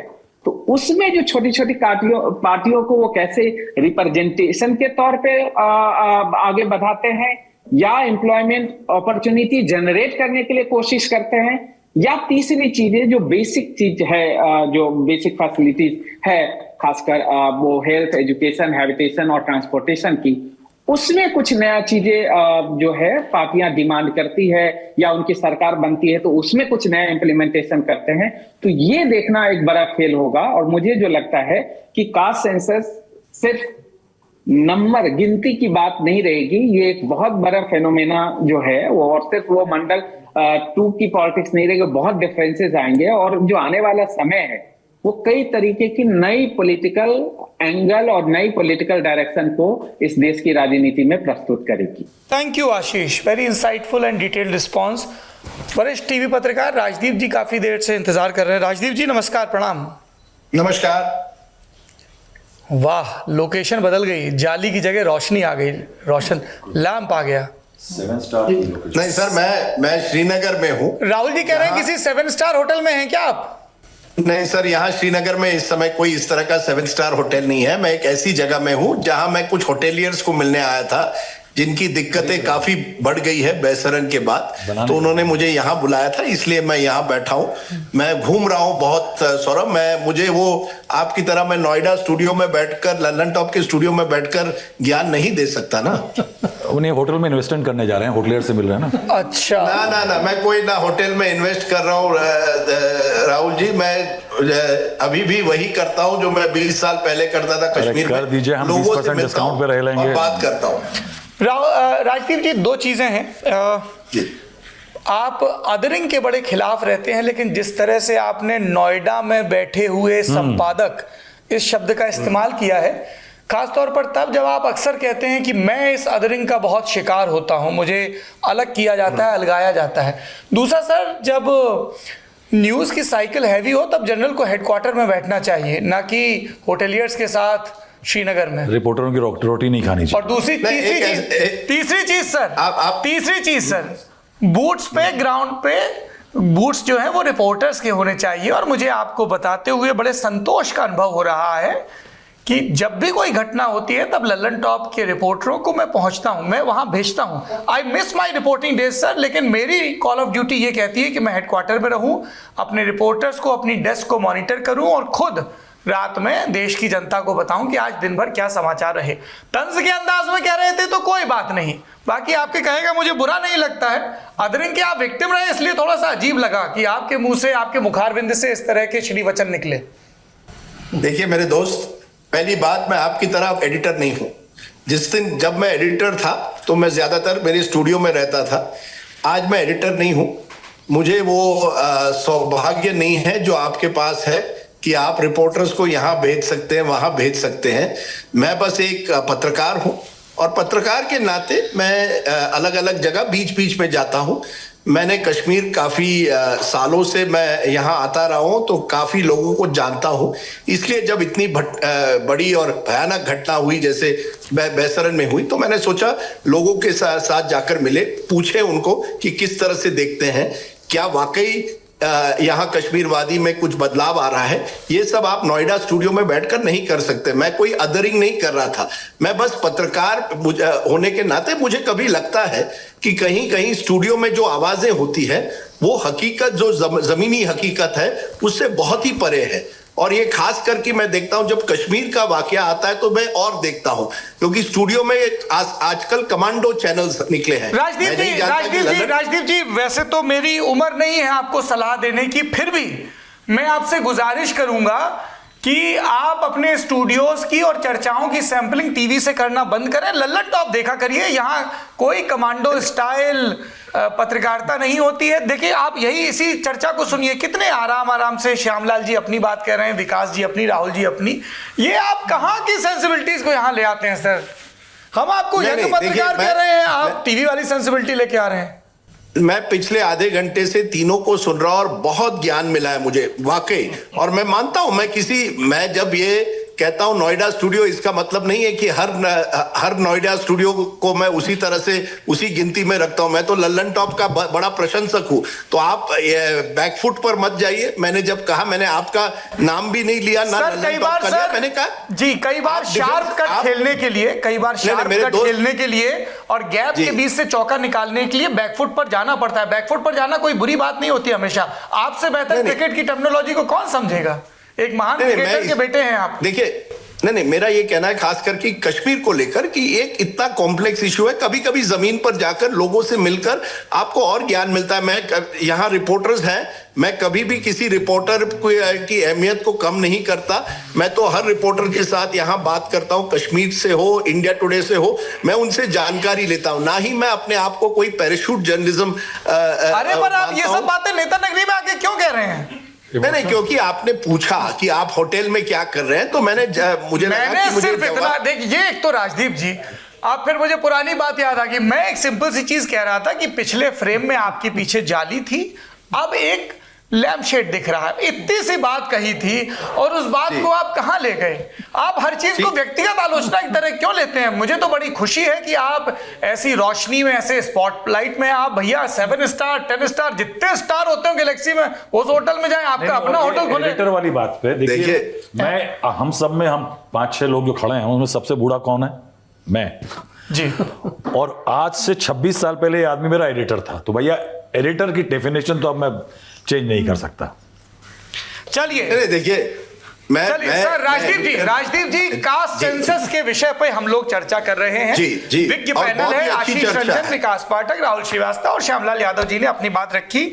आपके पास सबसे पहले तो ये बताइए, जानकारी क्या है ये इस फैसले को लेकर? पक्ष विपक्ष के नेताओं से आपने बातचीत की होगी जी। देखिए, बड़ी इंटरेस्टिंग बात यह है कि मैं जिस दिन ये निर्णय निकला, मैं किसी एक कांग्रेसी नेता से बात कर रहा था फोन पे, और उनसे जिस तरह से उनकी प्रतिक्रिया आई, उनकी पहली प्रतिक्रिया ये थी, अरे ये राहुल जी की बड़ी जीत है। और तुरंत कहा कि देखिए 7 बजे राहुल गांधी जी प्रेसर कर रहे हैं, आप जानिए ये ऐतिहासिक फैसला जो है ये राहुल गांधी की वजह से किया गया है। तो मैंने उनसे कहा, आप राहुल गांधी को श्रेय देंगे तो आपको ये भी सोचना पड़ेगा कि नरेंद्र मोदी की सरकार ने ये किया है, और आप जानते हैं कि एक बार मोदी जी की सरकार कुछ करे तो वो पूरी तरह से श्रेय वही लेगी, और वही हुआ। अगले 2 घंटे में जितने भी बीजेपी के बड़े नेता हैं, यूनियन मिनिस्टर है, उन्होंने मोदी जी की तारीफ की और कहा ये ऐतिहासिक फैसला है। उनमें से ऐसे भी कुछ नेता थे, जब राहुल गांधी कास्ट सेंसस की बात करते थे वो कहते थे कि राहुल गांधी देश को बांटना चाहते हैं। देखिए, मुझे जो जानकारी है कि कांग्रेस पार्टी में राहुल गांधी एक व्यक्ति है जिन्होंने बार बार कहा है कि ये जो कास्ट सेंसस है, उनको लगा इससे वो मोदी सरकार को बैकफुट पर लगा सकते हैं। इसमें आप कह सकते हैं कि कांग्रेस पार्टी का इतिहास देखिए, थोड़ा बहुत तो हिपोक्रेसी है। राजीव गांधी वो नेता थे जिन्होंने मंडल रिपोर्ट का ऑब्जेक्शन लिया था। 91 और 96 में जब नरसिम्हा राव की सरकार बनी थी तो ज्यादातर जो मंत्री बने थे, जो बड़े नेता थे, वो ज्यादातर अपर कास्ट फॉरवर्ड कास्ट थे। अगर आप नरसिम्हा राव की कैबिनेट देखें तो it was dominated by upper caste and forward caste from 91 to 96।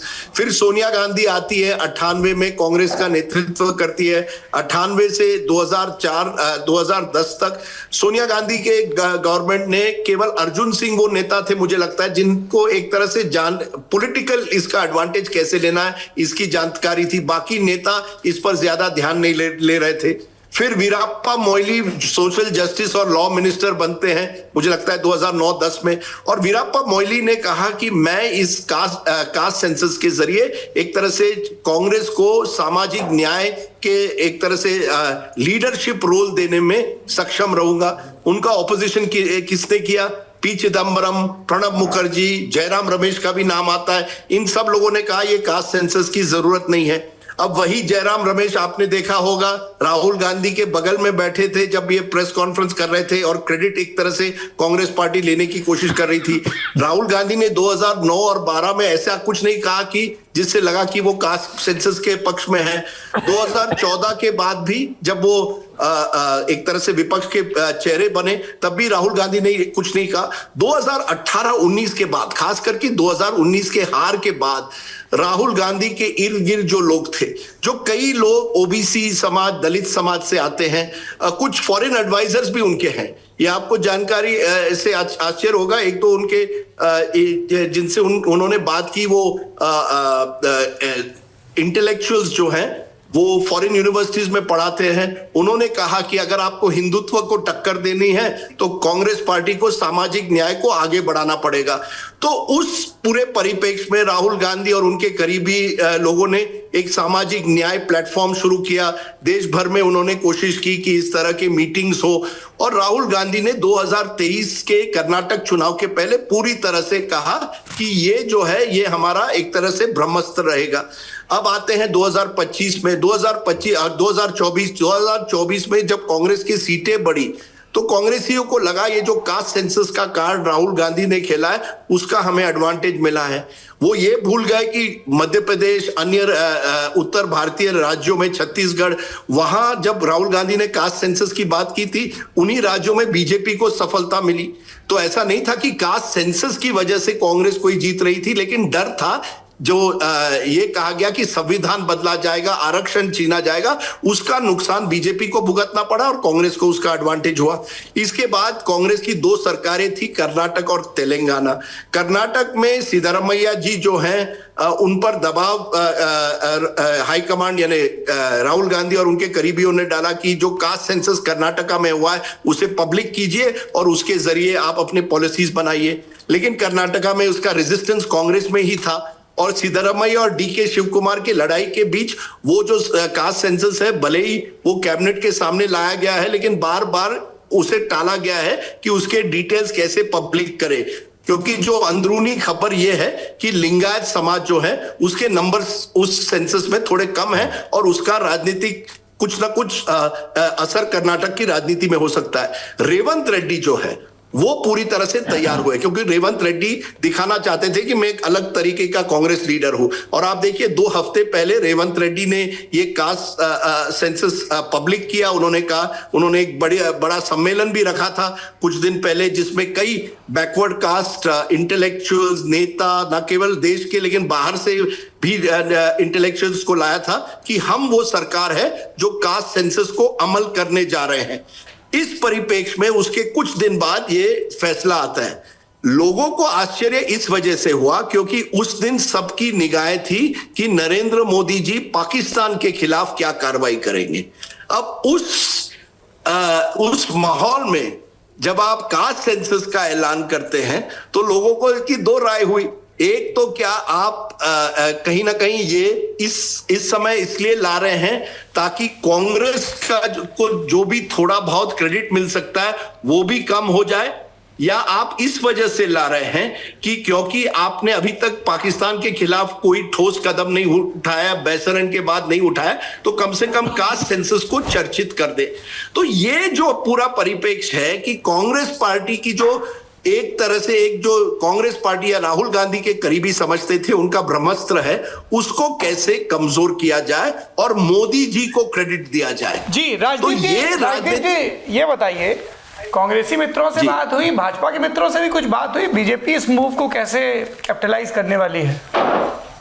देखिए, मेरे भाजपा के किसी नेता से इस पर बात नहीं हुई, लेकिन मेरे एक आरएसएस दोस्त से बात हुई, क्योंकि आरएसएस में हमेशा आप जानते हैं कि पब्लिकली तो आरएसएस कहती है कि हम कास्ट के खिलाफ है, कि हमने कभी हमेशा पुश किया है कि कास्टलेस सोसाइटी, पर मुझे कहीं ना कहीं जो उसने आरएसएस लीडर ने कहा कि आप जानिए कि 2015 जब मोहन भागवत ने जाति के खिलाफ बिहार के चुनाव के पहले एक तरह से एक क्वेश्चन मार्क रखा था, और 2025 में इतना फर्क है कि अब जो है आरएसएस भी जान गई है कुछ ऐसे फैसले हैं जिनकी राजनीतिक जरूरत पड़ती है। अब वो राजनीतिक जरूरत क्या है, क्या वो केवल चुनाव तक सीमित है या केवल ये जो लार्जर गेम है सोशल इंजीनियरिंग किस तरह से करना है, उसमें आरएसएस भी एक तरह से मान गई है कि इन इंडियन पॉलिटिक्स आज की राजनीति में सोशल इंजीनियरिंग की जरूरत है। देयर इज एक रियलिटी है, कास्ट इज नहीं, पर मैं इस एनालिसिस से राजदीप जी सहमत नहीं हूं कि आरएसएस को ये बात अब समझ में आई। अगर आरएसएस को ये बात अब समझ में आ रही थी तो पालमपुर अधिवेशन के बाद जहां बीजेपी एक तरफ राम मंदिर का एजेंडा पुश कर रही थी, वहीं केएन गोविंदाचार्य सोशल इंजीनियरिंग क्यों कर रहे थे? आरएसएस को भारत के सामाजिक समरसता और सच्चाई बहुत पहले से पता है सर। नहीं सर, आरएसएस को भले ही पता है, लेकिन आरएसएस हैज ऑलवेज प्लेड, देखिए हिंदुत्व, ये जो मंडल वर्सेस कमंडल जो आप उसे बैटल कहिए 30 साल से चल रहा है, मुझे लगता है नरेंद्र मोदी की एक सफलता रही है, इसलिए मैं हिंदुत्व वर्ड यूज नहीं करता, मैं मोदित्व वर्ड यूज करता हूं। नरेंद्र मोदी एक ओबीसी लीडर होने के नाते उन्होंने सोशल इंजीनियरिंग भी की है और उन्होंने हिंदुत्व का भी झंडा आगे लहराया है।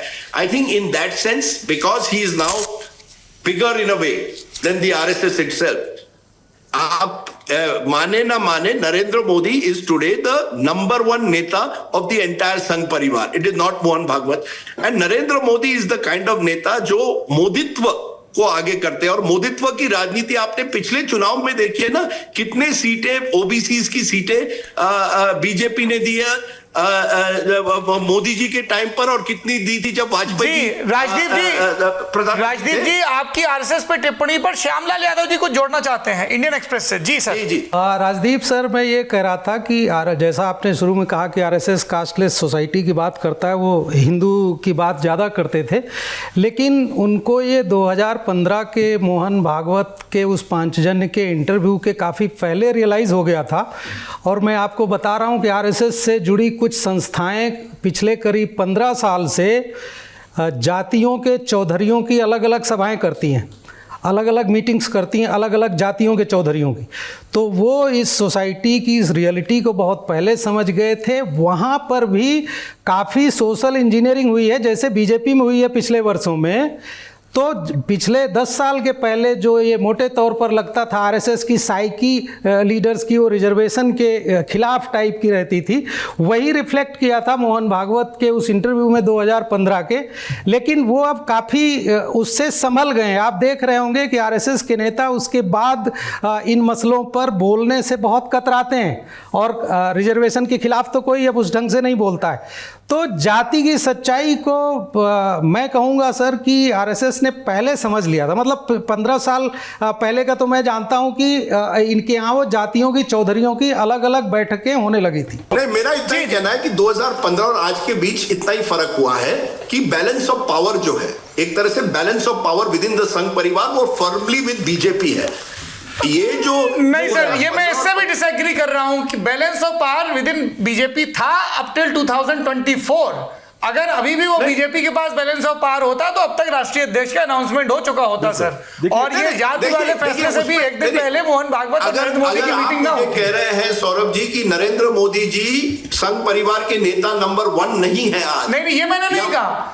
देखिए व्यक्ति, आप एक बात समझिए राजदीप जी, व्यक्ति की एक उम्र एक काल होता है, संस्थान उससे बहुत बड़े होते हैं सर, ठीक है। ये बैलेंस ऑफ पावर से, ये व्यक्तियों की बाइनरी से नहीं चलेगा कि who is more stronger. Of course politically Narendra Modi is more stronger than Mohan Bhagwat और any of the leader electorally, लेकिन ऑर्गेनाइजेशन, इन्फ्लुएंस, बहुत सारे फैक्टर्स होते हैं सर। आप You saw in Lok Sabha what happened.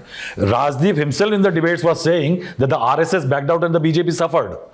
Now, if he's saying that, if Modi was so overarching, then why वो क्यों हुआ था उस टाइम पे? विकास पाठक की इसमें बहुत चीजें जोड़ सकते हैं, इनको फर्स्ट हैंड बहुत छोटा सा इसमें एक ऐड जो करना चाहता हूं, ये बात की कास्ट की सिग्निफिकेंस आरएसएस नहीं समझा था, तो आप तमाम कल्याण सिंह, उमा भारती, शिवराज सिंह चौहान तमाम फैसलों को भूल जाइए। फिर आप देखिए कोर्स करेक्शन कैसे होता है कि मोदी की 3.0 कैबिनेट बनी, 7 एमपी बिहार के बने, उनमें से 3 बीजेपी के, 4 थे एलआई, जितिन मांझी मुसाहर, चिराग पासवान दलित, राजभूषण चौधरी मल्लाह, रामनाथ ठाकुर, कर्पूरी ठाकुर के बेटे, ईबीसी नेताओं के, ईबीसी के जो वर्ग है उनके, यानी ही वाज द बास्केट।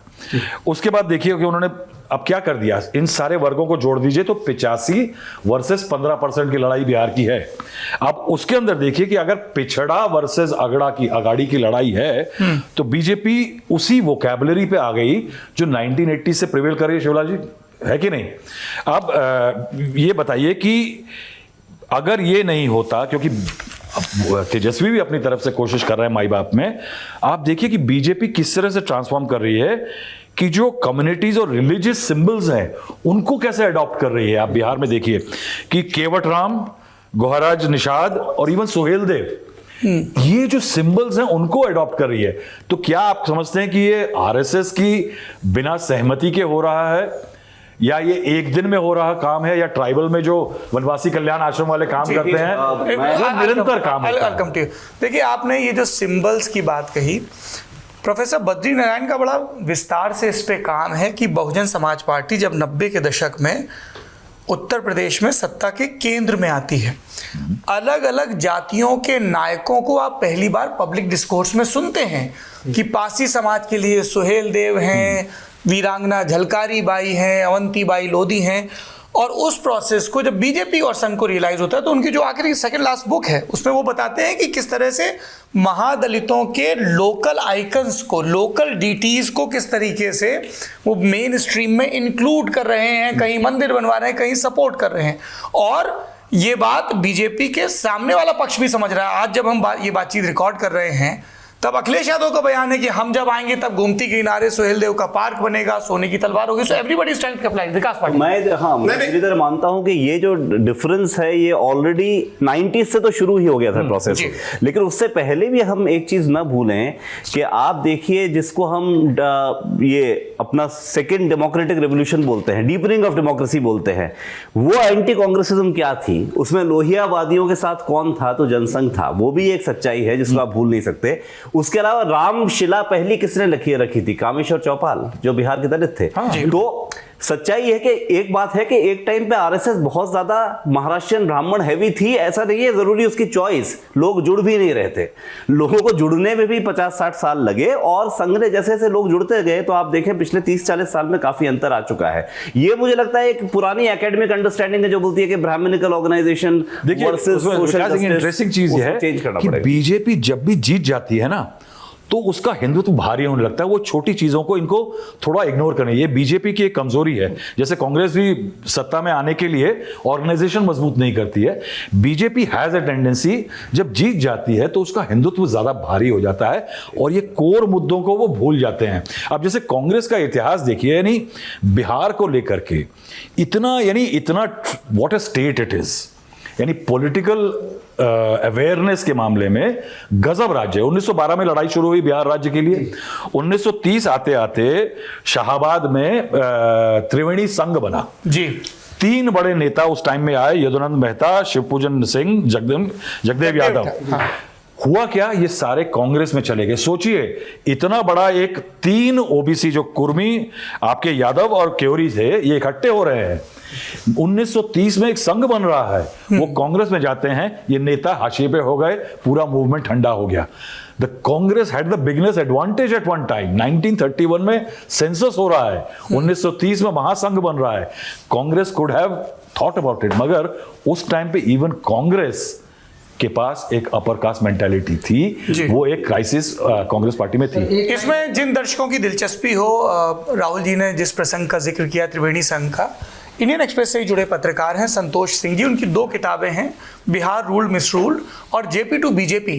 तो उसमें विस्तार से सोशल इंजीनियरिंग की, सोशल कांग्रीगेशन की, ओबीसी मोबिलाइजेशन की जो बिहार में कोशिशें हुई उनके बारे में बहुत विस्तार से बताया गया। जी श्यामलाल जी। सर, जो राहुल जी ने बिहार का एग्जाम्पल बताया, ये क्या है, कांग्रेस जो सोसाइटी में, खास तौर से आप ग्रीन रेवोल्यूशन के टाइम से देखेंगे, जब ये ओबीसीज का थोड़ा उभार होने लगा, क्योंकि वो फार्मिंग कम्युनिटीज़ हैं। और आपको ये ध्यान होगा कि 67 में जब पहली बार जनसंघ को 98 एमएलएज जीते थे यूपी में, तो उसमें से मेजॉरिटी जो है वो ओबीसीज थे, मीन्स ये फार्मिंग कम्युनिटीज़ के लोग थे। धीरे धीरे उसको चौधरी चरण सिंह ने अपनी कॉन्स्टिट्यूएंसी बनाया।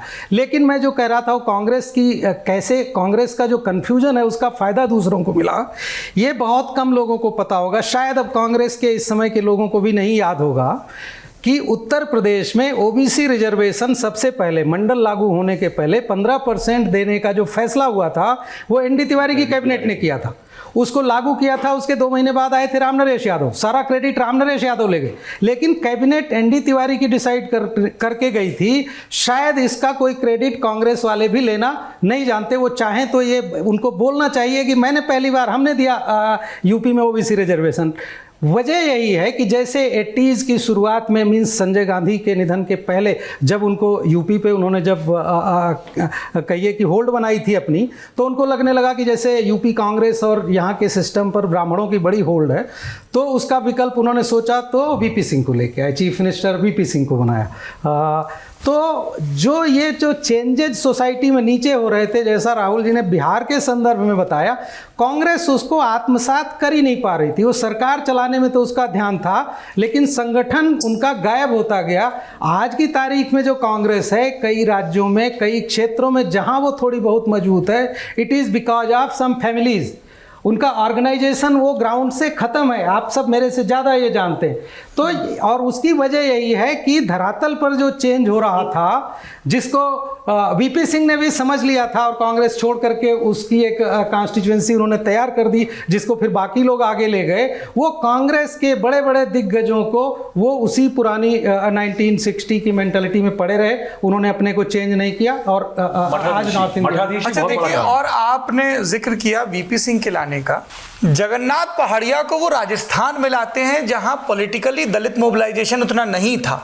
तो ये अक्सर सवाल पूछा जाता है कि जब नॉर्थ इंडिया की राजनीति कांग्रेस की ब्राह्मण और क्षत्रिय, मध्य प्रदेश देखिए, उत्तर प्रदेश देखिए, बिहार में उसमें फिर एक एंगल भूमिहार का भी जुड़ जाता है। देखिए, कांग्रेस के पास जब मौका था, तब रामलखन यादव जैसे नेता कांग्रेस में ही थे ना, कद्दावर नेता, इंतजार ही करते रह गए, उनको मौका ही नहीं मिला।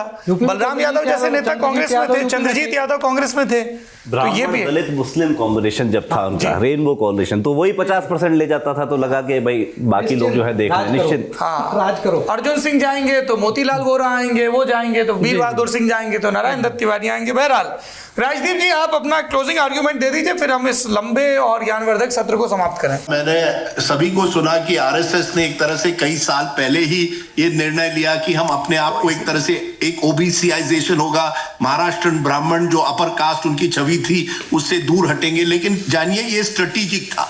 This is not some deep ideological commitment to the OBCs of the country. जो आरएसएस ने किया है वो स्ट्रेटेजिक किया है। They understood, जैसे आपने कहा, कांग्रेस ने ये जो बदलती राजनीति है उसे समझ नहीं पाए। इसीलिए 2011 में जब उनको मौका था, जब वीरप्पा मोइली ने ये पेपर उनके सामने रखा था, उनका ऑपोजिशन हुआ और उन्होंने इसे लागू नहीं किया। That's the nature of the Congress. The RSS BJP has been strategic. मेरा इतना ही कहना था, नरेंद्र मोदी के आने से उस पूरे जो ओबीसी करण है उसको बहुत ही एक तरह से it was put in fast forward mode. मेरे एक दोस्त हैं, पॉलिटिकल दोस्त आप कहिए, बीजेपी से, हंसराज अहीर, जिनको ओबीसी मोर्चा के वो हेड थे। मुझे लगता है उसके बाद वो national commission of backward classes के भी उनको हेड किया गया। हंसराज अहीर 3-4 साल जब वो एक चुनाव हारे, उसके बाद वो देश भर घूमे ओबीसी मोर्चा के हेड के हैसियत से, और उन्होंने मुझे कहा कि कई ऐसे एरियाज थे जहां उनको कहा गया कि आप वहां जाकर जितने ओबीसी नेताज हैं उनको आगे करिए, उनको प्रोजेक्ट करिए। और मुझे लगता है यही फर्क था कांग्रेस और बीजेपी में। बीजेपी आरएसएस ने एक स्ट्रेटेजिक निर्णय, आप कहिए 10 साल पहले या उसके बाद लिया कि हमें ये जो नई सोशल इंजीनियरिंग है उसके जरिए एक नई ओबीसी लीडरशिप तैयार करनी है। राहुल गांधी और कांग्रेस की कमजोरी यही रही है इस पूरे मुद्दे पर कि भले ही राहुल गांधी कहते थे कास्ट सेंसस करना है, 50% ओबीसी लाना है, लेकिन कांग्रेस पार्टी जो थी until recently was so heavily dominated by forward caste कि वो जो ट्रांसफॉर्मेशन होना चाहिए था वो नहीं हो पाया। So that is the difference I believe between the Congress and the BJP। Congress जरूर राहुल गांधी कह सकते हैं, मैं पिछले 2 साल से ये लगातार कह रहा हूं और मुझे इस और मेरी वजह से एक तरह से मोदी सरकार मान गई है। वहीं नरेंद्र मोदी और बीजेपी कह सकते हैं कि आप तो कहते रह गए, हमने तो ये अमल किया है, हमारे पास इतने ओबीसी एमपीज है, हमारे पास इतने ओबीसी सीएम्स रहे हैं, और ये ट्रांसफॉर्मेशन जो है उसमें बीजेपी कह सकती है कि हम कांग्रेस के आगे रहे। Thank you. आप सुन रहे थे राजदीप सरदेसाई, आशीष रंजन, विकास पाठक, राहुल श्रीवास्तव और श्यामलाल यादव जी को। व्यक्तिगत तौर से मैं कहूँ तो मैं इस पूरी चर्चा से बहुत समृद्ध हुआ हूँ और मुझे लगता है कि आप लोगों को भी इन प्रसंगों पर अपनी समझ बनाने में मदद मिलेगी। नेता नगरी कार्यक्रम का मकसद यही है कि जब आपके चारों तरफ शोर, चीख चिल्लाहट, एक दूसरे को नीचा दिखाने की प्रवृत्ति है, तब हम एक ऐसा कार्यक्रम आपके सामने प्रस्तुत कर सकें हिंदुस्तानी ज़बान में, जिसके ज़रिए आप मुख्तलिफ राय से, अलग अलग राय से परिचित हो सकें और फिर अपने विवेक के अनुसार अपना मत निर्धारित कर सकें। देश के नागरिकों को राजनीतिक रूप से जागरूक करने का ये सिलसिला, ये संकल्प यूं ही चलता रहेगा। सभी मेहमानों को बहुत बहुत धन्यवाद, बहुत बहुत आभार। इसी के साथ इस हफ्ते का नेता नगरी समाप्त होता है। अपना और अपनों का खूब ख्याल रखिए। प्रणाम।